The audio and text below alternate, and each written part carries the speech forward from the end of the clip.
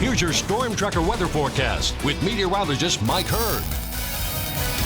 Let's start with the big picture view and analyze what we see here on our satellite and radar composite. First, this storm in California should stay mostly south of Montana over the next couple of days. Should not be a weather concern, but obviously this storm system is a little higher in latitude, and ahead of it we'll get a little warm air push, but eventually this will inject a little bit of snow into the forecast as we get deeper into the weekend. So right now we got a weak disturbance trying to move in over the top of the jet stream, clipping the Pacific Northwest, and this will continue to roll up into Canada and then drop down into Montana. It should roll up and over the top of our area for the most part, but it may bring just a slight chance of a little rain or snow tomorrow morning along and north of Interstate 90, and you can see that here showing up on our satellite and radar composite for our TrueView forecast into early tomorrow morning. It should bypass Butte, it should bypass Bozeman, but if you do see a little bit of wet weather tomorrow morning, watch for some icing on roadways.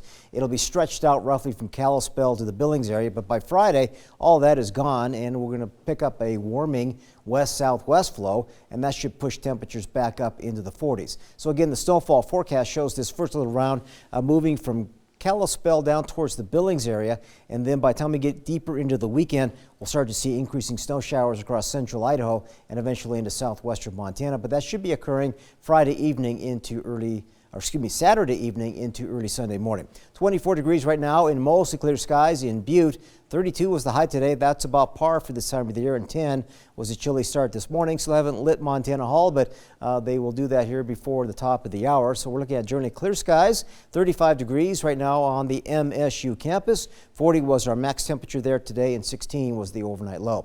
Currently, temperatures are mixed into the 20s, but the rest of the state has milder 30s and 40s, so those inversions across southwestern Montana did hold our numbers back a little bit here today. So we'll go with some slightly colder numbers tonight. I got single digits in teens and maybe a few 20s under clear to partly cloudy skies. Tomorrow, a slight chance for a shower or two along and north of Interstate 90, north of Butte up towards Helena, but by afternoon, mostly sunny skies, and temperatures should be generally a mix of 30s. Moving southward, teens, some 20s, not as windy here, and patchy valley fog is a possibility, so it's a bit of a trade-off. And tomorrow, still struggling. Some valleys could see some inversions, but others won't be as quite so dramatic, but 30s, maybe some 40s are in there for your Thursday. We'll try and push those numbers closer to 40 on Friday.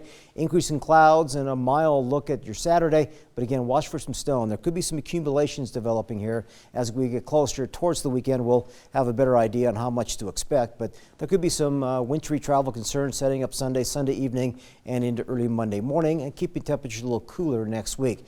Butte, there's only one shot of snow, and that is on Sunday. Mid-30s tomorrow, but low 40s are possible Saturday, and then backing those numbers down again early next week. Dillon, you too, should see a slight chance for some snow into Sunday, but you have a cool day tomorrow, trying to get you closer to 40 on Saturday, and then back down in the upper 20s by Wednesday of next week. West Yellowstone has a much higher probability of snow Saturday, Sunday, and again into Tuesday and Wednesday. Single digits, teens and 20s and 30s for highs up front, but eventually dropping off in the 20s next week.